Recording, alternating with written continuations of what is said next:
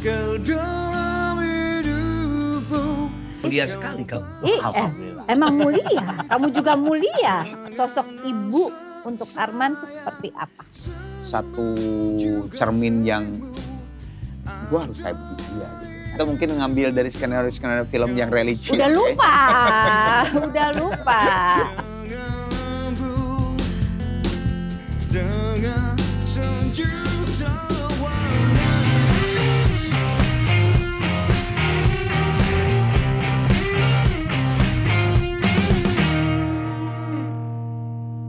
Kita kasih tepuk tangan dulu lah buat teman-teman kita yang sudah 27 tahun bersama ini dalam suka dan dukanya ya. Sebenarnya kalau cita-citanya apa sih dulu, Man? Emang jadi pengen jadi musisi atau cita-cita yang serius atau waktu kecil? Serius ya, maksudnya ya waktu kecil atau yang serius lah ya.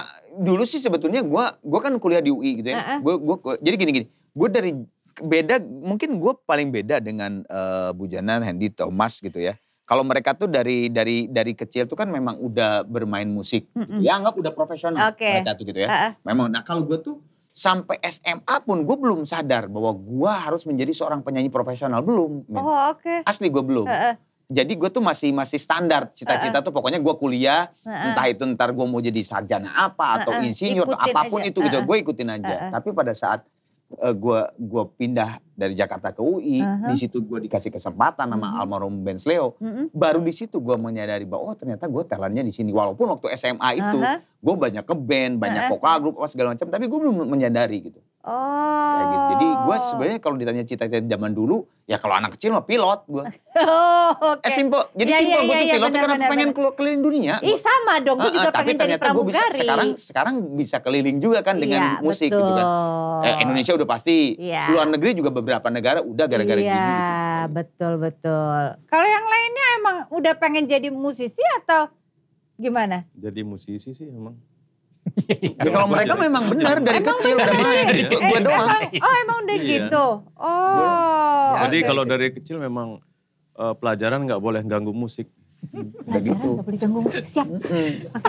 Yang lain ngikut ya, musik nomor 1. Oke, siap. Lu tanya dong Thomas, berapa kali SMA-nya? Tanya. Coba. 4. Jadi SMP berapa SMP? SMP 1, SD 5. Tuh. Gimana Pindah. Banyak ya? Iya. Banyak temennya Jadi, berarti? ada kejadian yang pas gimana? tuh nggak masuk pelajaran tiap hari Senin. Kan habis upacara kan ada 2 jam pelajaran tuh. Nggak pernah masuk selama 3 bulan. Sampai gurunya, lu ada apa ke gue tuh katanya gitu. Tapi nggak bilang kalau main musik kan gitu. Jadi udah manggung profesional lah di Bandung. Jadi mau dikeluarin, terus habis itu baru ngomong bahwa saya emang udah ada grup band gini-gini, ngiring artis bla bla bla kayak gitu. Baru diperbolehkan lagi ikut ujian. 5 sekolah tuh? 4 kalau yang SMA. Kalau reuni gimana ya? Reuni bingung. Enggak berarti kelas 1 dua sekolah gitu. Gue kelas 1 kan. kelas 1 nggak sekolahnya 4 bulan gue. Jadi uang kenal pasti nggak kenal. Enggak, uang latihan tuh gue kumpulin gitu kan. Bekal 4 hari baru bisa latihan band kan. Wah, gitu. Oke, emang udah ya. Kalau diiring ini emang udah suratannya kayaknya kamu pemusik, jadi musik dah. Oke, siap musik. Pertanyaan selanjutnya adalah mengenai berbagi kebaikan. Apa menurut kalian masing-masing dengan kata-kata berbagi kebaikan? Thomas pengen pertama. Oh ya udah Thomas. Oke, berbagi kebaikan. Ya tentunya dengan hal-hal yang memang membantu secara nggak langsung kan. Karena dari situ mungkin buat saya hal kebaikan itu adalah ketika secara harfiah ngebantu orang dan sebagainya. Yang kayak di kemarin ya yang benar-benar kondisi corona lagi lagi hancur-hancurnya tuh. Itu berasa banget gitu. Kayak ada orang tiba-tiba ngirim makanan yang dia jualan, terus saya bantu Instastory. Jadi itu kan secara buat saya pribadi sih itu hal yang baik gitu. Betul. Walaupun saya cuman posting doang gitu. Yang benar-benar ya udah saling bantu gitu. Itu makna kebaikan kayaknya berasa banget buat saya. Oke, bagaimana dengan Mas Pujen? Lagi menyimak ini. Lagi nyimak. Ya sebetulnya apa yang kami jalanin dengan bermusik itu sudah bagian dari berbagi juga ya. Ketika kita manggung pun memberi kesenangan ke orang lain juga adalah sebuah kebaikan sebenarnya. Betul. Yang penting nggak tawuran kan. Nggak tawuran, oke. Selagi semuanya baik-baik aja, berbagi kebaikan dengan caranya masing-masing. Kalau untuk Arman?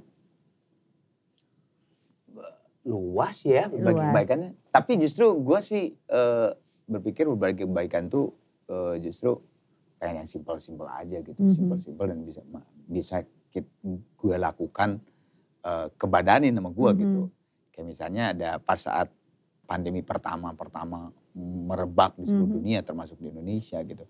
Simpel gitu. Gue lihat banyak banget berita, banyak banget teman dari berita teman ke teman dan sebagainya gitu. Ternyata yang ini untuk makan aja susah karena tempat kerjanya ditutup lah apa segala macam. Terus anak-anak panggung juga, anak-anak sound, anak gitu juga semua gitu kan domino efek gitu kan. Terus gitu mikir apa ya gue pengen bagi apa gitu yang tapi kan gak boleh keluar rumah gitu kan. Simpel apa ya. Tadi yang Thomas bilang ya kita ada sekarang zaman media sosial. Gue lihat baju gitu. Sekarang zaman di pandemi gini baju kagak dipakai gitu kan. Betul. Ini boleh juga nih gue coba bikin lelang gitu. Gitu. Jadi ya iseng-iseng aja di lelang baju ini. Gue kekumpulin isi baju itu dibeli 50.000 perak, nggak apa-apa gitu. Ternyata malah jadi bola salju, Min. Oh gitu? Iya sampai akhirnya gue dibikinin sebuah acara oleh sebuah .com. Karena jadi bola salju. Terus dari situlah gue mikir bahwa iya ya sebenarnya berbagi kebaikan itu gak usah yang muluk-muluk gede dan sebagainya. Kalau as simple as that gitu yang tapi memang kena jalannya. Wah jalanin aja. Jadi, ya simple aja lah gitu. Oke, untuk Hendy? Aku tuh senang banget jadi apa ya, berbagi ilmu. Oke. Cocok. Jadi pas di saat pandemi kemarin itu, aduh apa ya yang harus aku lakukan gitu untuk membuat orang seneng, terus bisa menaikkan imun orang happy. Akhirnya dipikir gue harus bikin channel YouTube yang benar. Akhirnya dinamakan Senin Berbagi. Jadi tiap Senin tuh benar-benar bikin konten tentang berbagi ya, teknik drum segala macam lah. Ya ilmu yang kita kuasain lah gitu. Akhirnya itu berjalan. Jadi kita juga jadi semangat gitu. Terus efeknya juga dari situ banyak banget Mas, saya mau les secara online segala macam. Akhirnya ayo udah tanpa memikirkan ini tapi saya belum ini ya bayaran gitu ya. Udah sikat aja udah. Akhirnya dari situ emang berkelanjutan sampai sekarang. Jadi sekarang di tengah kesibukan gini tetap mengajar online dan itu sangat seru banget karena berbagi ilmu yang kita punya tuh benar-benar kayaknya apalagi orang itu tiba-tiba menjadi seorang yang berhasil gitu, menjadi drummer profesional atau segala macam.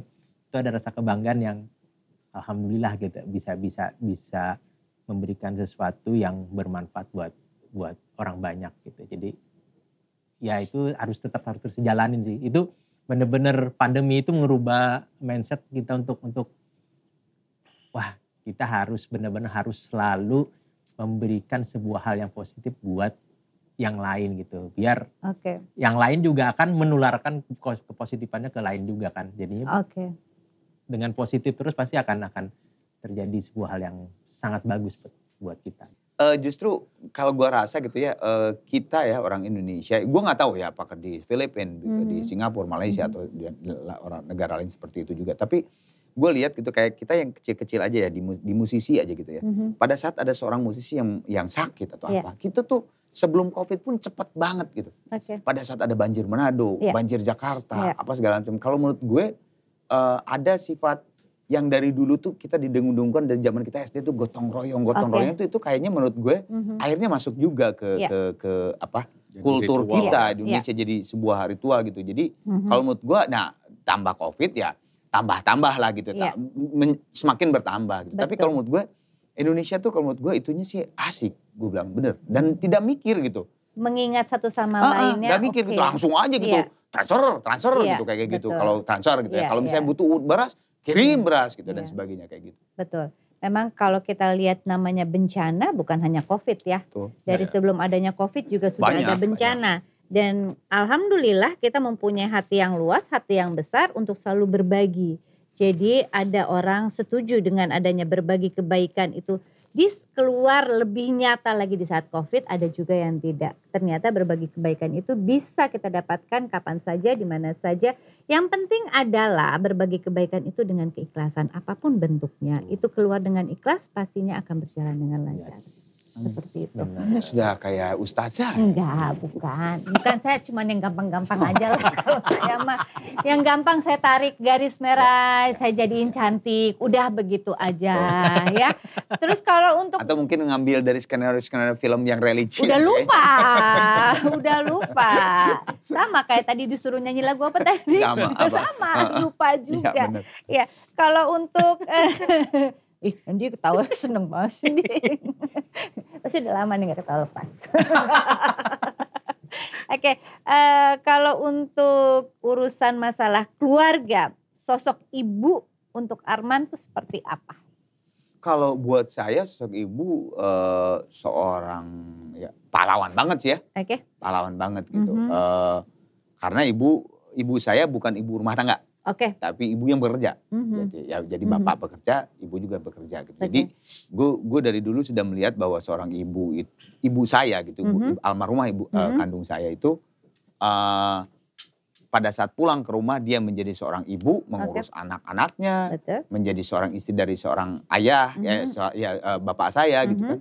Tapi pagi-pagi dia udah pergi ke kantor, pulang. Jadi buat gue satu cermin yang gue harus kayak dia gitu.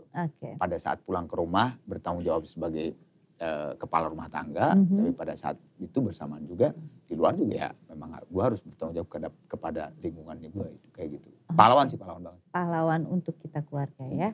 Kalau untuk Mas Bujana?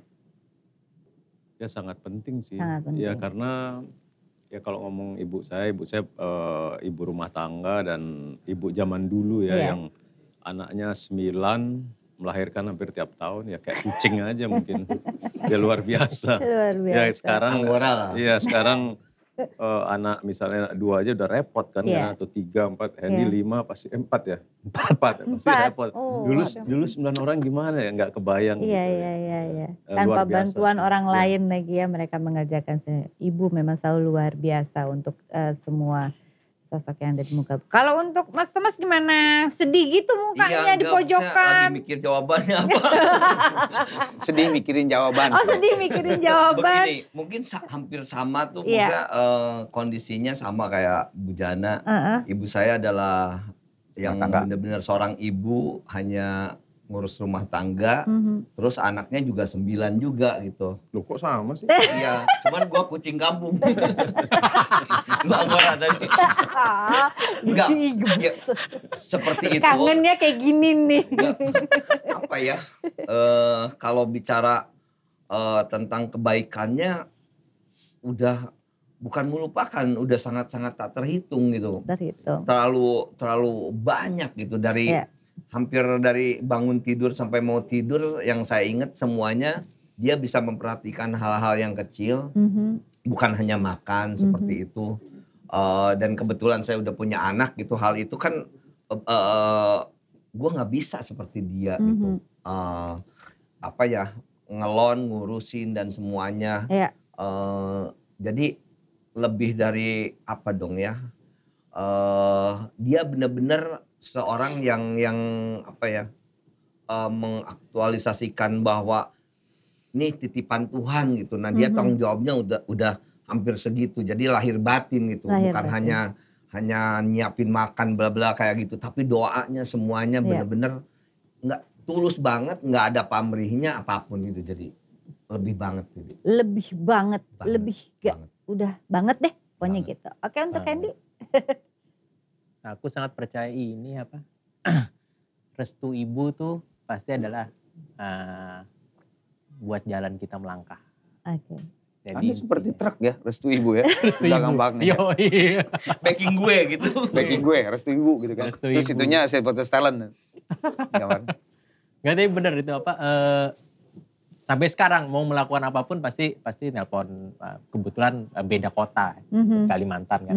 Enak bisa nelpon lu ya. Iya, 3 orang ini susah. Alhamdulillah. 3 orang ini susah mau nelpon gimana ya. After wifi lah nanti ada teknologi baru. Alhamdulillah tuh pokoknya sampai sekarang setiap mau manggung, setiap mau melakukan apapun, selalu telepon nyokap, telepon ibu. Mau ini. Ya bismillah pasti bisa. Itu tuh sebuah rasa tenang. Terus dan bener jalannya akan berjalan dengan lancar dan kayak sebuah hal yang dilindungi gitu. Yeah. Kalau dia udah merestukan tuh udahlah jalanin. Bismillah pasti lancar lah semua. Itu tuh bikin kita tenang dan alhamdulillah. Jadi sampai saat ini bisa di sini, bisa bisa melakukan semua ini emang berkat ibu. Berkat ibu. Berkat ibu. Doanya sepanjang masa. Bener, sangat. Satu hal yang pastinya kita sebagai anak yang tidak pernah lupa. Ajaran apa yang diajarkan oleh orang tua sampai sekarang masih diingat. Kalau saya sih, kamu kemana aja jaga mulut kamu gitu. Jaga mulut kamu. Karena rezeki itu datangnya dari berteman kata dia. Hindari yang namanya bermusuhan itu. Oke. Lanjut. Harus selalu punya prinsip sih. Jadi ibu tuh selalu bilang bahwa kamu mau di area manapun berada, mau di area yang berantakan, mau di area yang rusak, baik dan segala macam. Yang penting harus punya prinsip. Karena prinsip itu yang bikin kita untuk bertahan dan menjadi diri kita sendiri gitu. Bertahan dan menjadi. Iya, jadi jangan itu tuh dipegang banget. Kayak misalnya contoh kecil gitu. Lingkungan kampus misalnya dulu ya. Itu yang udah dari 10 orang gitu, yang ngerokok 9 gitu. Udah ngerokok aja ngobrol bareng ngerokok. Tapi bener-bener gak tuh karena punya prinsip itu, gua kan gak ngerokok ya. Terus ya udah gak pernah ikut-ikutan dan gak pernah nyoba sama sekali. Itu tuh sebuah hal yang kecil gitu. Jadi kalau lo udah punya prinsip untuk jaga itu, insya Allah segala sesuatu akan jadi baik gitu. Karena itu adalah keinginan kamu sendiri gitu kata ibu gitu. Jadi jangan kepengaruh orang lain. Udah, kamu boleh aja. Ibu tuh dia benar-benar larang untuk nggak boleh main ke sini, nggak boleh enggak. Udah bebas aja. Karena kata dia di saat apalagi udah pindah ke Jakarta gitu. Di saat tuh pindah ke Jakarta udah nggak bisa ngawasin lagi gitu. Dan nggak mungkin kan udah makan belum? Tiap menit gitu, enggak. Udah. Itu diajarkan untuk jaga prinsipmu. Karena prinsip itu yang akan membuat kamu untuk menjadi kuat gitu. Untuk menjadi seorang yang punya jati diri gitu. Karena kalau nggak ada prinsip dalam hidup, nggak bakal punya jati diri yang orang akan segan akan kamu gitu. Jadi kita harus jaga terus. Gitu. Prinsip dari dulu sampai sekarang dan masih dijaga. Iya. Bismillah. Kalau untuk Arman? Harus all out. Oke. Kalau kata, saya masih ingat almarhumah ibu saya. Jadi kalau kamu di satu tempat atau mendapat pekerjaan, ya lu harus all out. Gitu. Semuanya harus betul-betul kerjakan dengan sungguh-sungguh gitu, dan terbukti gitu. Terbukti apa yang dibicarakan oleh almarhumah sampai sekarang. Kalau pada saat kita mengerjakan memang serius dan memang total gitu ya, jadi gitu. Jadi emang harus all out, dan mungkin all out itu bisa dikatakan dengan hati kali ya, apapun itu kerjaan. Bener-bener all out gitu semuanya gitu.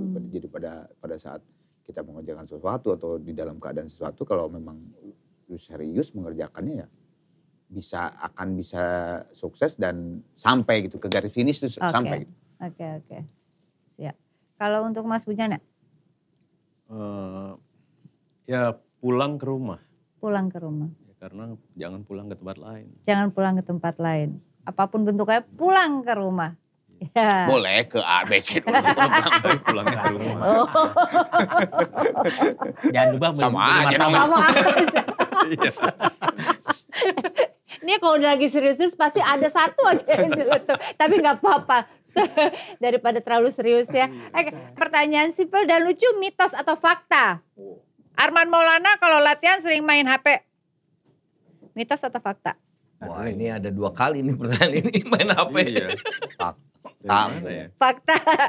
Mitos atau fakta Arman? Ya, kalau sekarang iya sih. HP. Bener. Ya, karena dia yang Instastory lah sampai live kayak gitu dia banyak yang gitu. Ya kadang-kadang ada aku pengen Instastory. Kalau main bass kan susah. Iya, susah. Iya benar. Gue paling mic pakai stand, pasang mic gue gini aja. Iya, enggak kalau dia kan Iya. sampai nyanyi gitu. Iya, betul. Jadi memang kemungkinan besarnya ada. Iya. Man lu nyanyi sambil jualan ya. Kita udah kerja aja gitu ya. Jualan kita manggung. Oke, mitos atau fakta kalau Arman Maulana kalau latihan suka berantakin tisu? Oh, bukan berantakin tisu. Gimana? Gue pakai, ya memang pakai tisu, terus ya gue dibuang dulu di sini. Oh, buang di sini nanti diambil lagi. Ini soalnya dari mana nih pertanyaan ini? Nah, saya juga kurang tahu ya. Oke, mitos atau fakta Thomas itu paling susah diatur?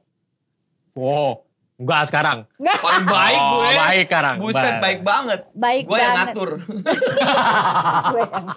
Oke, siap.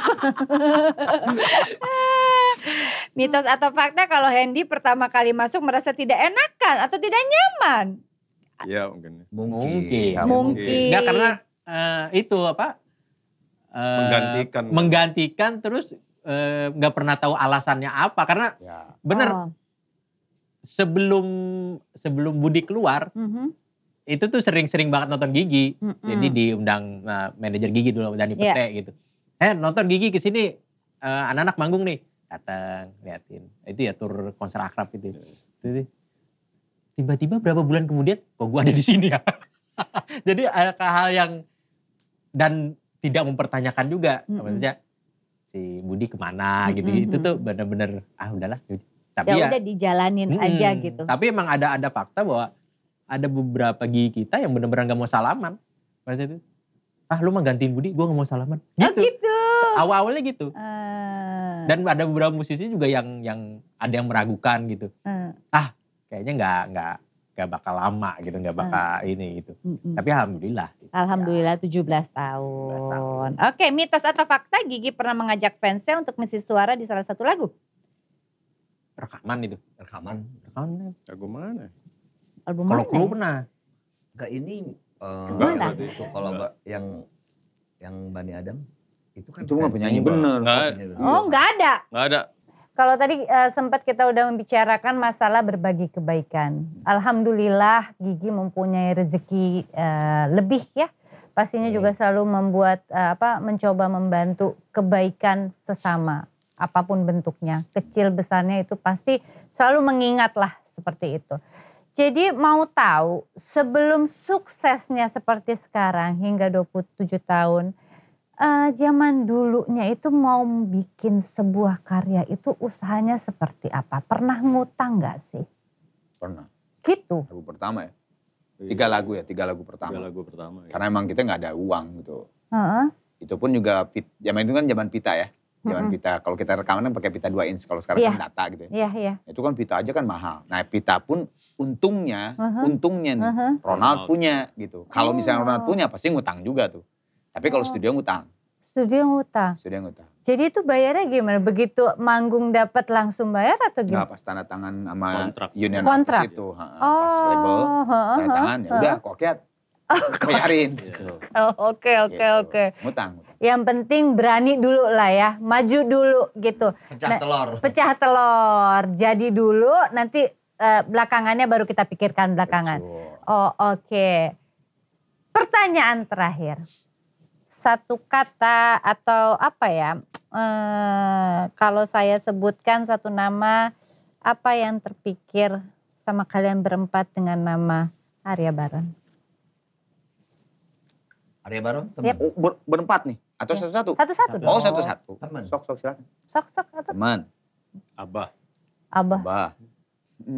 Saudara. Karisma. Yang tidak terlupakan dari Arya apa? Yang tidak terlupakan dari almarhum. berjuangnya. Berjuang. Ya, berjuang bareng. Sampai sekarang. Ya, ya dia kan berlima dulu mendirikan bareng-bareng Gigi gitu kan. Terus di akhir 5 tahun kemarin malah dia yang jadi manajer lagi. Oh gitu ceritanya. Iya benar yang Thomas bilang berjuang. Berjuang. Dulu barengan bikin band Gigi gitu, main band. Iya, iya, iya. Malahan 5 tahun. 5 tahun kemarin dia manajer Gigi. Ya, kalau kita simpulkan pembicaraan sore kita hari ini banyak ilmu sekali yang diberikan oleh 4 kawan yang sudah lama tidak ketemu. Terima kasih sekali lagi saya minta tepuk tangannya untuk Gigi.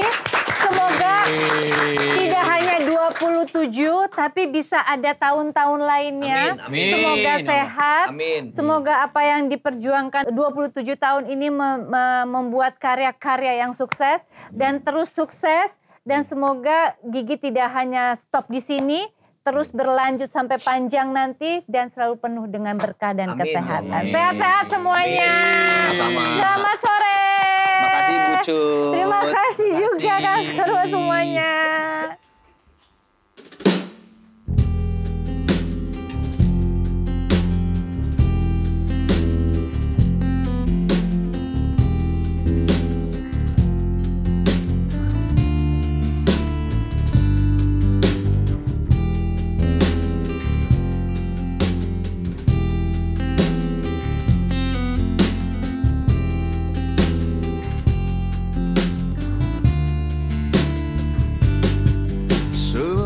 Januari bertemu menjalani kisah cinta ini.